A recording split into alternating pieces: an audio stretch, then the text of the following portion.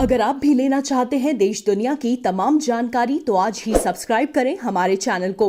साथ ही नीचे दिए बेल आइकन को जरूर दबाएं ताकि हर अपडेट आप तक पहुंच सके। नमस्कार, आप देख रहे हैं प्रभा साक्षी और प्रभा साक्षी में मैं रेणु तिवारी आप सभी का स्वागत करती हूं। आज अंतर्राष्ट्रीय योग दिवस का अवसर है। ऐसे में हम आज योग से जुड़ी कुछ महत्वपूर्ण बातों के बारे में बात करेंगे। हमारे साथ हैं इस विषय पर बात करने के लिए आचार्य श्री, जो आपको बताएंगे कि योग का हमारे जीवन में क्या महत्व है और उससे जुड़ी कुछ रोचक बातों के बारे में। हरिओम, नमस्कार। आज मैं आपको एक रोचक बात बताने वाला हूं अंतर्राष्ट्रीय योग दिवस के संबंध में, या यूं कहें कि अंतर्राष्ट्रीय योग दिवस का इतिहास। तो मैं थोड़ा पीछे लेकर चलता हूं आपको, 6 साल पीछे। इस वर्ष हम छठा अंतर्राष्ट्रीय दिवस वैसे मना रहे हैं, जो कि पूरी तरह से वर्चुअली सेलिब्रेट करने वाले हैं, अर्थात सोशल मीडिया के जरिए या विभिन्न प्रकार के एप्लीकेशंस के जरिए।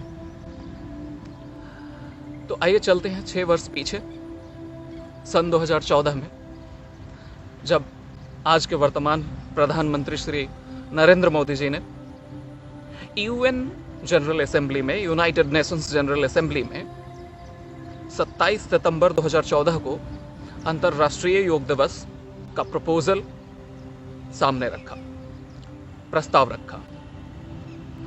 और इस प्रस्ताव को रखने के 3 महीने भी नहीं बीते थे कि दिसंबर महीने में, यानी कि दिसंबर 2014 की बात कर रहा हूं मैं, 177 देशों के 192 प्रतिनिधियों ने एक साथ ये सहमति जताई कि हाँ, हमें अंतर्राष्ट्रीय योग दिवस मनाना चाहिए। तो ये भारत के लिए, संपूर्ण भारत के लिए, यहाँ हम समस्त भारतवासियों के लिए ये एक बड़े गौरव का विषय था, और इसका पूरा श्रेय श्री नरेंद्र मोदी जी को जाता है। तो ये इसका संक्षिप्त इतिहास है।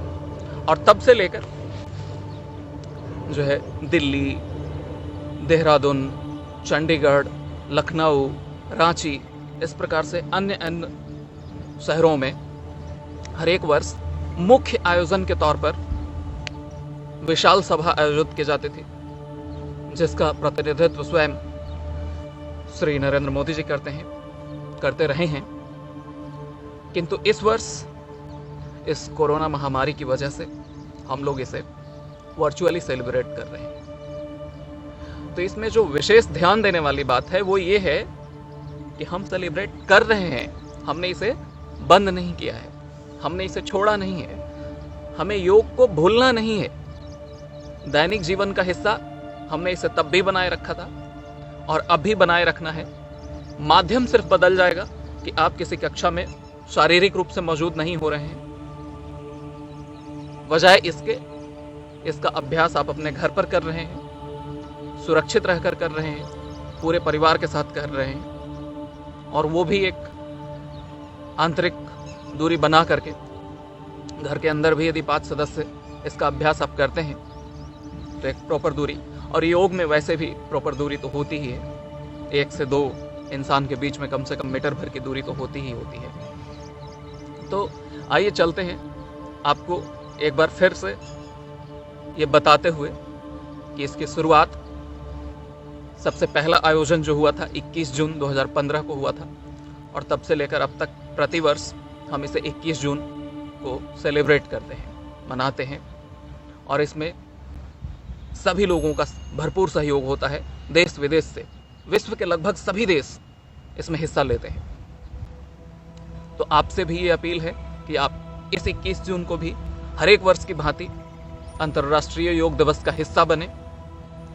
जिस भी माध्यम से आप जुड़ सकते हैं, जिस भी संस्थान के साथ जुड़ सकते हैं, जुड़ें, किंतु योग जरूर करें। स्वस्थ रहें, मस्त रहें। हरिओम, धन्यवाद।